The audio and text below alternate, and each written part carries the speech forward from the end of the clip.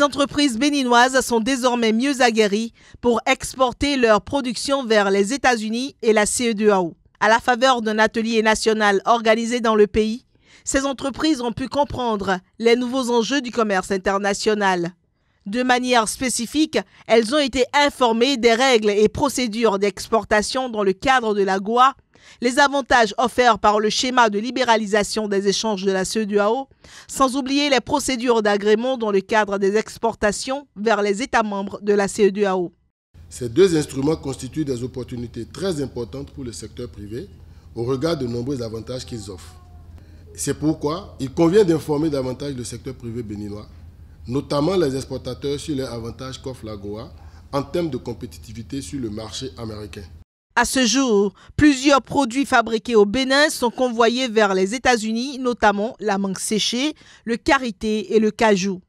En 2017, le pays a exporté pour une valeur de 17 081 000 $, dont 208 000 $ US sont entrés en franchise de douane dans le cadre de l'AGOA et du système généralisé de préférence. J'espère qu'avec un nouveau plan d'action national pour l'AGOA, qui fournira une feuille de route pour l'exploitation de l'AGOA pour le Bénin, avec une administration qui travaille en partenariat avec les entreprises pour faciliter les exportations et avec une meilleure compréhension par les entreprises des avantages et des procédures de l'exportation, un nouveau chapitre AGOA peut commencer pour ce pays.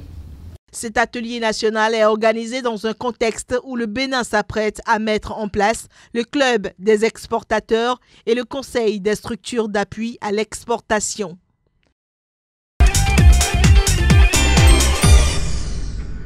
La Côte d'Ivoire, tête de liste des pays qui ont le plus animé le marché des obligations en Afrique subsaharienne au cours du premier semestre 2018. La première économie de l'espace UEMOA se positionne en tête avec une valeur totale de 6,27 milliards $ d'émissions d'obligations. Abidjan surclasse ainsi l'Afrique du Sud dont les émissions d'obligations majeures n'ont atteint que l'équivalent de 4,69 milliards $. Viennent ensuite l'Angola et le Nigeria qui viennent boucler le top 4 avec respectivement 3 milliards $ et 2,5 milliards $ d'émissions d'obligations. Globalement, la valeur totale des émissions d'obligations en provenance de l'Afrique subsaharienne et réalisée au cours des 6 premiers mois de 2018 a été de 23,5 milliards $. Il s'agit du niveau le plus élevé pour un premier semestre depuis l'an 2000. Par ailleurs, la part des émissions effectuées par des gouvernements est de 20 milliards $. En ce qui concerne les opérations uniques, l'Angola, qui a mobilisé 3 milliards $ pour son emprunt international, est la championne de la période. Avec une mobilisation de 2,5 milliards $, le Nigeria arrive en deuxième position, suivi du Sénégal avec 2,2 milliards $ et la Côte d'Ivoire, 2 milliards $. Selon les analyses, l'Afrique subsaharienne devrait continuer de connaître un niveau record en valeur pour des émissions obligataires en 2018, essentiellement à cause de sa situation économique encore fragile d'une part et de ses besoins de financement importants d'autre part.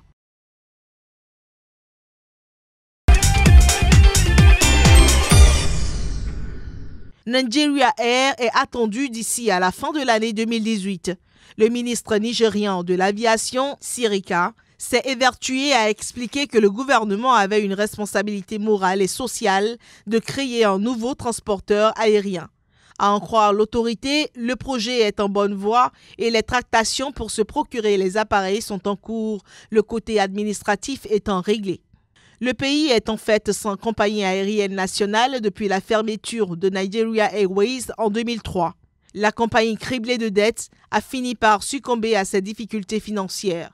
La nouvelle trouvaille, Nigeria Air, sera un partenariat public-privé, mais il sera cependant dirigé entièrement par le secteur privé. Le gouvernement ne possédera pas plus de 5% du groupe. La compagnie opérera au niveau domestique, régional et mondial. Actuellement, le gouvernement est à la recherche d'un partenaire stratégique qui puisse y investir, la développer et la diriger. Quelques 81 liaisons ont été choisies parmi 1500 initialement considérées.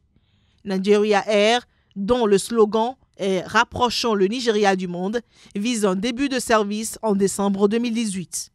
Le gouvernement prévoit une croissance du trafic aérien nigérian de 5% par an jusqu'en 2036, ce qui représente plus de 15 millions de passagers. La création d'une nouvelle compagnie aérienne était une des promesses clés de l'actuel président Muhammadu Buhari pendant la campagne présidentielle il y a de cela 3 années.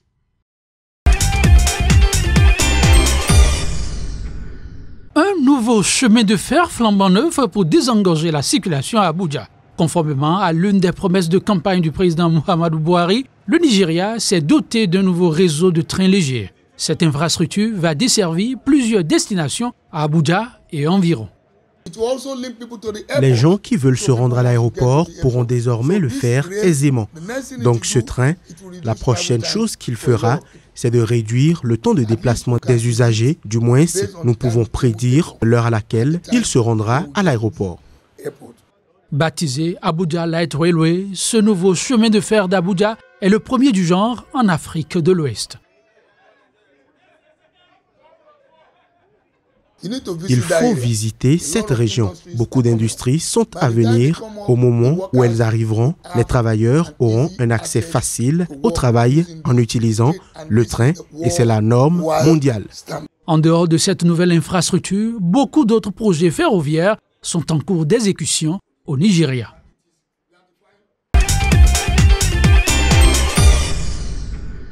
Excite la France. Place à l'Inde, avec un produit intérieur brut de 2,597 milliards de dollars en 2017. L'Inde, qui est considérée comme une puissance économique émergente, a ravi le rang de la 6e économie mondiale à la France, dont le produit intérieur brut s'est élevé à 2,582 milliards. L'Hexagone se place ainsi désormais au 7e rang mondial. Selon la Banque mondiale qui a rendu public ce nouveau classement, l'ascension de l'Inde ne devrait pas s'arrêter en si bon chemin. Essentiellement portée par une forte consommation intérieure et une ambitieuse réforme fiscale, le PIB du 2e pays le plus peuplé du monde devrait dépasser prochainement celui du Royaume-Uni, grâce notamment à la forte croissance économique attendue dans les années à venir, soit 7,4% en 2018 et 7,8% en 2019, selon les prévisions du Fonds monétaire international. L'Inde serait aussi en passe de grimper au rang de 3e puissance économique en 2032, selon certaines études.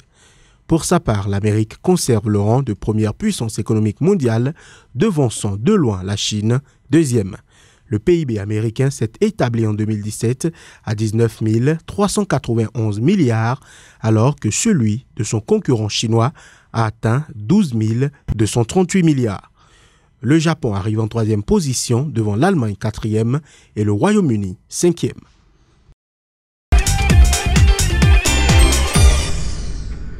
Bâtie sur une superficie de 240 hectares, la phase inaugurale du projet de construction de la plus grande zone franche internationale d'Afrique a nécessité un investissement de 370 millions de dollars US et regroupe 3 bâtiments fonctionnels situés à proximité des principaux ports de Djibouti. Il s'agit des prémices de la zone franche internationale de Djibouti dont la construction s'étalera sur 10 ans et couvrira une superficie de 4 800 hectares pour un investissement total estimé à 3,5 milliards de dollars. Elle permettra à terme la création de plus de 350 000 nouveaux emplois avec une proportion de travailleurs étrangers limitée à 70% les 5 premières années et à 30% par la suite. Le projet comprendra 4 pôles dédiés au commerce, à la logistique, aux produits destinés à l'exportation et à l'accompagnement aux entreprises. La zone franche internationale de Djibouti est en cela un projet phare qui culmine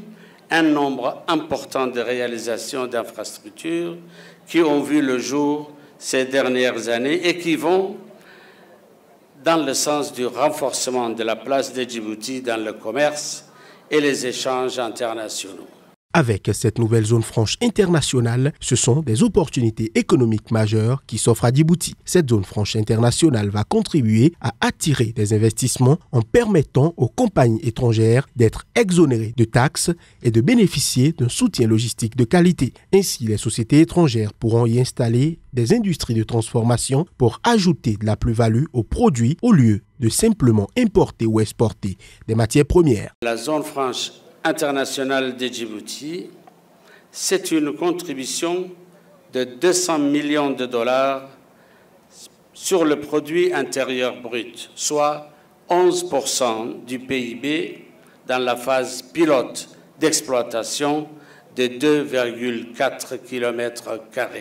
Pour rappel, Djibouti, qui est situé le long d'une des voies maritimes les plus fréquentées au monde entre océan Indien et canal de Suez, a inauguré en 2017 3 nouveaux ports et une ligne ferroviaire le reliant à l'Éthiopie dans le cadre de son projet visant à devenir la plateforme commerciale de la région.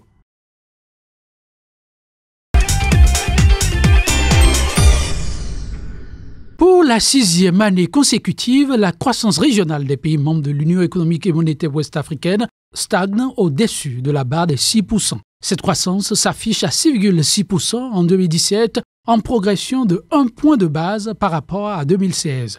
Malgré la conjoncture internationale encore difficile, le rythme de croissance du PIB des 8 pays de l'UEMOA maintient le cap. Ceci principalement à cause de la bonne tenue des activités commerciales et des services de transport et télécommunications.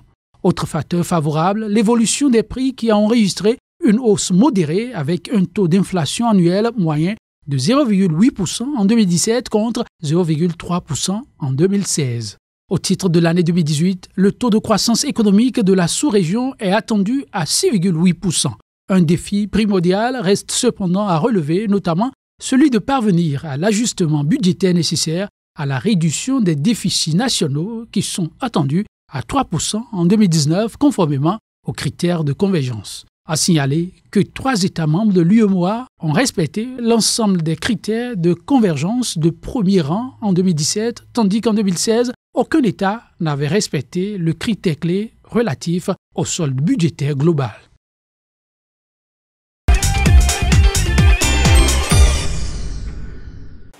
Dans sa boutique, Mamadou Dian tient son petit commerce, sa seule activité.